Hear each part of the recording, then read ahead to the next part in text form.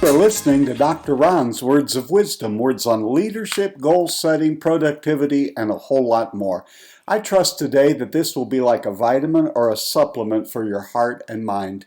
And wherever you receive podcasts from, iTunes, Stitcher, Podbean, Spotify, please subscribe to Dr. Ron's Words of Wisdom, leave a rating and a brief written review. During this different kind of a time that we're living in, I have been looking through different quotes. As a matter of fact, on social media, I've been posting a couple of quotes a day. And I have about, 10 that I want to share with you today. I have so many, but these are 10 that have been resonating with me today. I mean, it covers all categories where they come from. Anyone from Leonardo da Vinci, Henry Ford, Seth Godin, Eleanor Roosevelt. I have 2 from Winston Churchill, Mother Teresa, Chuck Swindoll, Stephen Covey, and Jesus. So my hope is that oftentimes we have these thoughts inside us that need to come out, and we find a quote from someone who in a very short and concise amount of time and with few words speak volumes about some of the things that you and I really need to be doing today. And I'm going to begin with the first one. It is a quote from Mother Teresa of Calcutta. She said, "I alone cannot change the world, but I can cast a stone across the water to create many ripples." Oftentimes, we are tempted to give up, or frankly, not to even start, because we wonder, in a world with billions of people, what difference can I make? In that, what appreciable, noticeable, long-lasting difference can I make? Now, we all know that for your life, your family's life, the people who are in your sphere of influence, what you and I do makes a huge difference, not only for us, for our family and our friends, but it does make a difference. And it's as if Mother Teresa is saying, never forget the ripple effect of doing well, of being kind, and of making a difference. So regardless of how overwhelming your situation may appear to you today, and especially those of you who are tempted to just give up, throw your hands up into the air and say, what's the use? There's a big use. You alone can change your world. If there are changes that need to be done where you live today, you are responsible. And friend, I don't care how you feel today, you can make those changes. What would happen if, rather than giving up because we think we can't make that much of a difference, if we all began throwing the little pebbles and creating a ripple? There are enough of us in the world who are interested in being the best that we can be, that by just making a ripple in our home, in our church, where we work, in our city, town, and neighborhood, that we could make a real difference. The second quote, I've heard it from several people, but more often than not, the Reverend Dr. Charles Swindoll is the one who receives the credit for it. It's one of my all-time favorites. When he said, life is 10% what happens to me and 90% of how I react to it. There are variables in life that you and I have little to no control over. No one came to us in baby heaven and asked us if we wanted to be born, and if we wanted to be born, did we want to have the parents that we have? Did we want to live in the neighborhood country where we were born? It just happened. You and I had no control over it, but we have control over how we react. Oftentimes, when we get involved with something that's bad, including the situation in the world today, again, we get discouraged, we want to give up.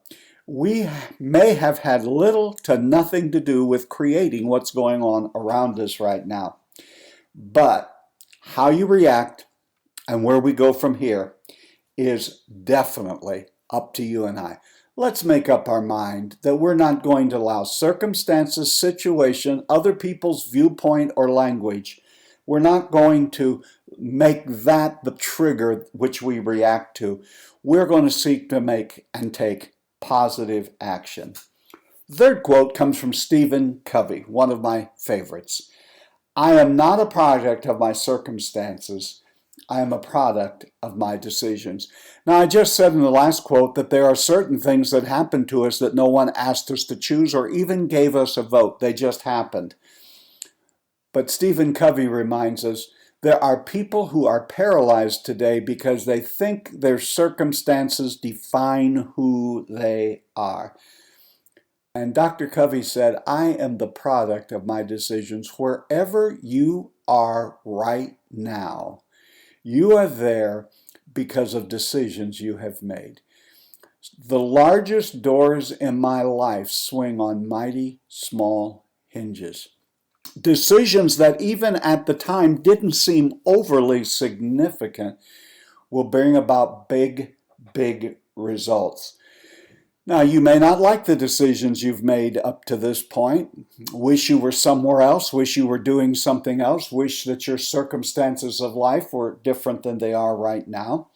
But the fact of the matter is you can't go back and change the past, but we can start today by making proper decisions. I think you can look over the course of over 200 of these podcasts that I've recorded. There's ample information of how to make decisions and what decisions you should be making. But right now may be a time where you just need to sit down, have a long talk with yourself, write down some goals, some things that you're going to go for, and start making incremental, small, positive choices that over time will make a world of difference. I believe I have a couple of quotes today from Winston Churchill. I've told you that he and Margaret Thatcher are two that I go to over and over again. He says, we make a living by what we get. We make a life by what we give. Winston Churchill. Don't be so caught up in accumulation that you don't give. The people who hang on and hold on and never practice generosity, never give anything to anyone, never give anyone a break, never give anyone an encouragement, never sow a gift into an organization, never have a helping hand. You do make a living by what you get. We have bills, we do have to make a living. But who you really are is determined by what things you gave away, your time, your talent, your treasure. What have you invested in?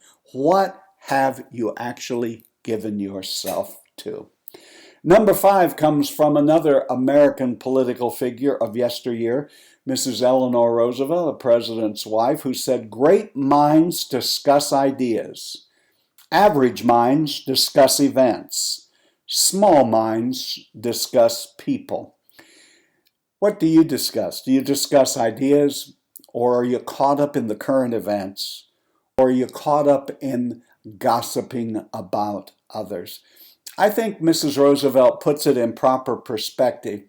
The great minds are those that grapple with ideas, how to improve, how to get better, how to make a difference. Average minds discuss the events. I've gotten to the place now on the days when my wife is working and I happen to be home, I do not watch television. I have an app on my phone that gives me the headlines. I found out that listening to the news has a tendency to make one anxious, upset, and even angry because there's only so much you can say about the events. And I'm finding by just receiving the headlines periodically in my app, I know as much that's going on as the people who are watching cable news 24/7. I want to be one of those great minds that discusses ideas. I don't want to just be an average person that discusses, did you hear what happened today in Washington, D.C.? Did you happen hear today what happened in Rome or somewhere else in the world? And then I certainly don't want to be a small mind that just discusses people. So many people seemingly love, and it's almost as a sporting event of trying to tear people down and drag them down. Let's be positive. Let's talk about great ideas. The sixth one that I want to give you today comes from Leonardo da Vinci, the great inventor. He says simplicity is the ultimate sophistication. Life is complex. I am often wondering if we don't indeed try to make it even more complex so that we can run around and tell everyone how busy we are, how complicated our lives are. One of the things that I've been trying to do is simplify our lives. I am getting to the point where if we haven't used it, if we're not going to use it, give it away, sell it, throw it away. Our life is more than the accumulation of stuff that our children or no one else wants.